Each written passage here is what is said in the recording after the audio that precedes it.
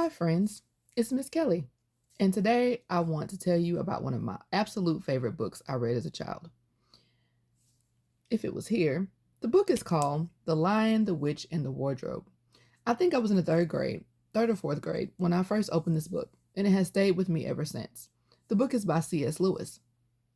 Have you ever imagined discovering a secret passageway that leads into another world? Maybe behind a door, inside a closet, or even through a wardrobe? This book does exactly that. This book is perfect for students in grades 3 through 5, especially if you love magical adventures, talking animals, and exciting battles between good and evil. If you enjoy stories about bravery, courage, and mysterious worlds, then this is definitely the book for you. In the land of Narnia, it is always winter, but never Christmas. In this story, four siblings, Peter, Susan, Edmund, and Lucy, step through an old wardrobe and find themselves inside the magical land of Narnia. But the land is trapped under a terrible spell by the White Witch. Narnia is frozen in endless winter. The characters I connect with most in this book are Aslan, Lucy, Edmund, Mr. Tumnus, and the White Witch. Each one represents something deeper, like courage, guilt, friendship, sacrifice, or evil. One strength of this book is its powerful Christian symbolism. As a child, I had no idea that the book was connected to the Bible. But now, the deeper themes of forgiveness and redemption are clear. This imagery is beautiful. Snowy forest, the lamppost glowing in the cold, Aslan's majestic presence, and the witch's icy castle.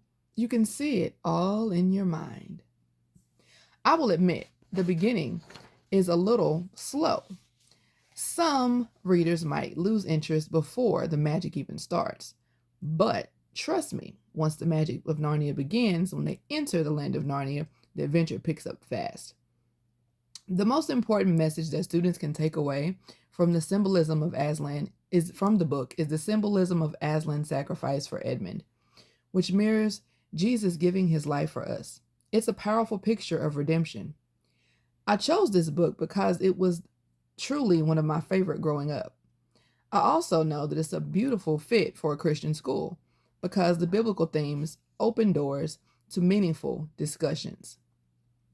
Students should read this book because it teaches courage, forgiveness, and moral responsibility. It exposes them to rich vocabulary and strong imagery.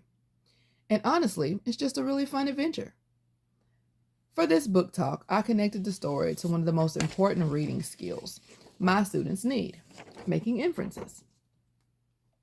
Inferencing means using clues from the text plus things you already know how to figure out something the author doesn't exactly say. So, kind of like clues from the text, what you know, equal an inference.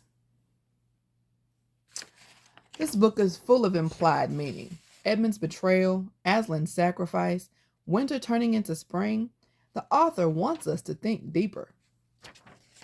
I also use this graphic organizer to help students track clues, background knowledge, and their final inference. It supports vocabulary, reasoning, and symbolic thinking. If you love adventure, bravery, magic, and stories with powerful meaning, I highly recommend The Lion, the Witch, and the Wardrobe by C.S. Lewis. I hope this book talk inspires you to step into Narnia and experience the world beyond the wardrobe. Thanks for listening. Bye, friends.